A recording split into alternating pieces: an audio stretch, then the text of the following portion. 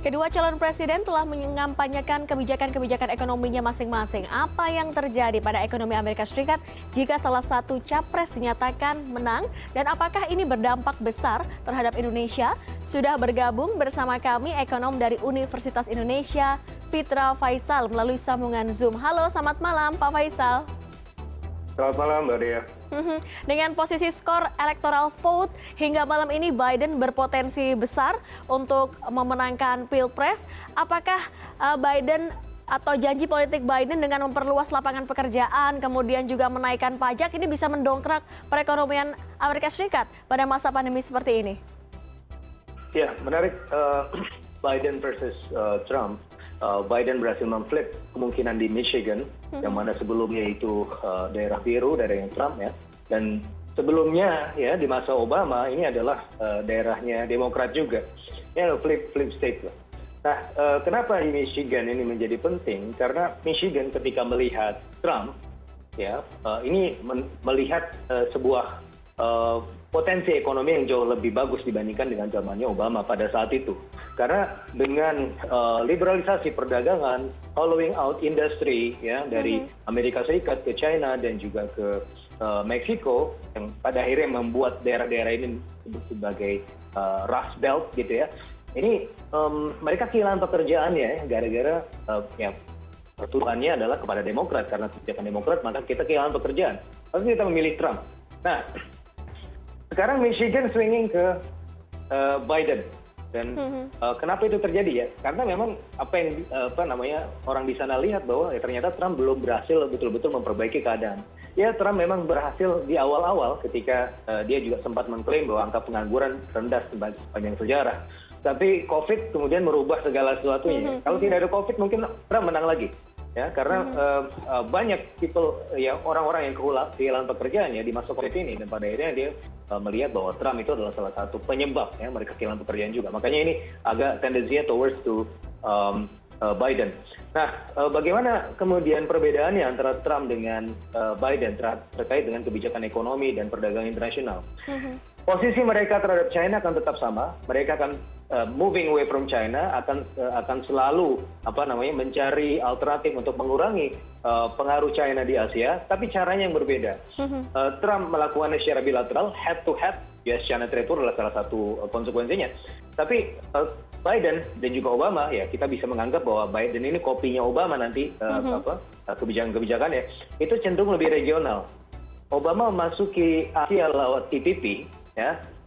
Dan itu kemudian China nggak mau masuk di situ, ya kan? Tapi untuk tensi ketegangan global, saya rasa akan mereda ya kalau misalnya memang Biden itu terpilih, meskipun posisinya sama, ya terhadap China selalu melihat dan lebih lebih menghindari China dan coba untuk mencari alternatif.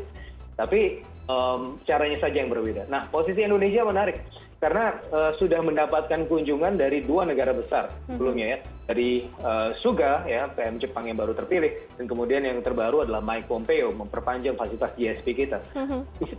Harusnya kita tahu bahwa hubungan historis antara Jepang dan juga Amerika Serikat ya cukup kuat, dan bahkan selama ini Jepang menjadi subordinat dari Amerika Serikat, dan itu sebenarnya menunjukkan bahwa ya Indonesia sedang ditarik ke arah sana juga, karena mereka melihat pengaruh China sudah semakin kuat.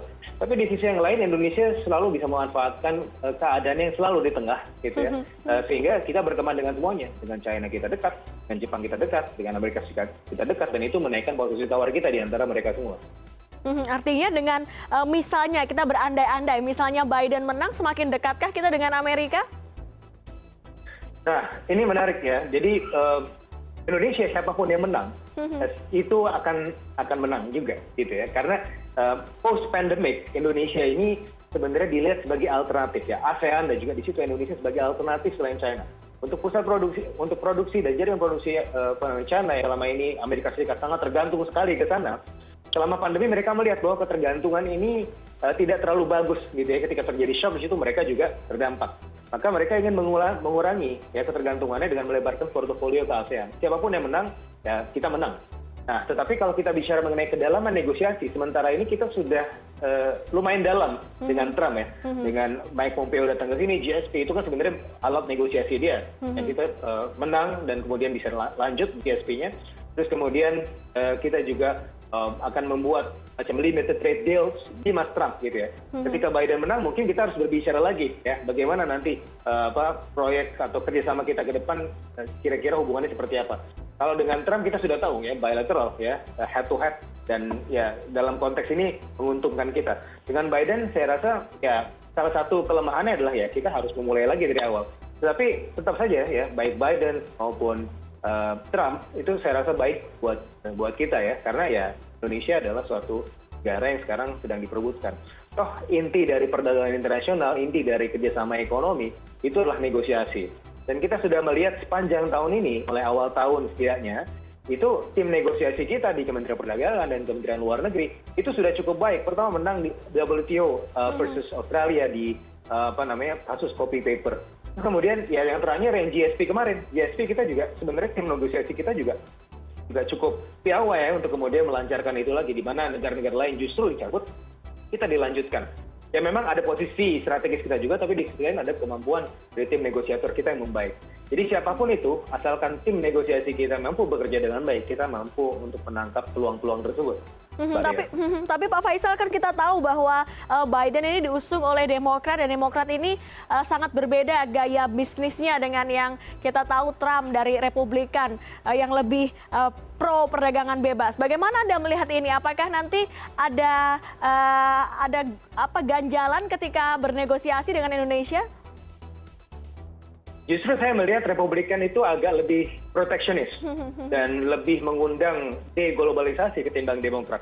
Demokrat justru yang awalnya menginisiasi TPP yaitu regional surroundings and regional agreement gitu ya, yang mana bagus untuk proses globalisasi dan regionalisasi di wilayah Asia Pasifik. Sementara Trump itu kan cenderung menarik diri dari TPP menarik diri, dari WTO juga menarik diri, gitu ya. Terus di blok China produk-produknya kita juga sempat diancam ini di blok. Artinya yang lebih proteksionis itu kenapa Trump menang? Karena ya perikatannya yang lebih proteksionis ya untuk kemudian memenangkan suara konstituensinya. Tetapi ternyata itu tidak berhasil gitu ya ketika dia melakukan itu kebijakan yang proteksionis, ada retaliasi dari China. Justru yang di Bible Belt itu produk-produk hortikultura itu terhambat masuk ke China dan mereka pada akhirnya loh kok begini, Trump kemudian hurting us juga gitu ya. Itulah sebabnya kenapa ada switching behavior, the voters behavior di selama pandemi dan kemudian post US China trade war. Tapi kalau kita bicara soal perang dagang, siapapun presiden Amerika pasti perang dagang dengan Tiongkok walaupun beda caranya. Tapi kalau misalnya Amerika sedikit melunak dengan Tiongkok, apakah kita dapat keuntungannya, Pak Faisal? Jadi begini, Demokrat itu cenderung lebih asertif ya. Joe Biden ini sepertinya akan melanjutkan apa yang dilakukan oleh Obama. Dia cenderung merangkul, ya, tidak head to head. Dan oleh karenanya seharusnya perang dagang juga berakhir. Ya kan tidak kita lihat ada perang dagang semasa Obama dan Biden dan kita akan melihat itu juga. Cuma memang mereka punya strategi moving away from China. Nah itu dia gunakan TPP lah gitu. Untuk kita bagaimana? Nah sebenarnya ya plus minus ya dengan US China trade war dari satu sisi kita menjadi alternatif. Tapi di sisi yang lain mau siapapun yang menang, mau Biden pun menang, sebenarnya dari sisi secara alami pendekatan bisnis. Amerika memang sudah mencari Indonesia ya sebagai salah satu alternatif karena yang tadi saya sampaikan bisnis terlalu beresiko untuk terlalu bergantung pada satu negara saja. Ya, ini China bisa memproduksi semua, memang efisien, memang murah. Tapi di sisi yang lain ketika terjadi sesuatu shock seperti ini, ya mereka akhirnya kesulitan juga, kerepotan. Nah, akhirnya mereka ingin melebarkan portofolio. Secara bisnis itu sudah dilakukan. Tesla sudah masuk ke sini, beberapa investasi yang sifatnya B2B juga sudah mulai masuk begitu ya. Dan saya rasa yang akan dilakukan Biden kalau dia menang kan memfasilitasi semua itu juga. Gitu. Jadi ya saya rasa tidak akan terlalu ada perbedaan cukup signifikan untuk kita Indonesia. Untuk China iya. China merasa lebih nyaman dengan Biden ketimbang dengan Trump. Baik, siapapun presidennya tetap Indonesia diuntungkan. Terima kasih Pak Fitra Faisal, ekonom dari Universitas Indonesia, sudah menjelaskan secara detail bagaimana kondisi hubungan antara Indonesia dengan Amerika Serikat dalam konteks Pilpres atau hasil Pilpres yang kita akan tunggu sesaat lagi. Terima kasih Pak Faisal. Sama-sama Mbak Ria.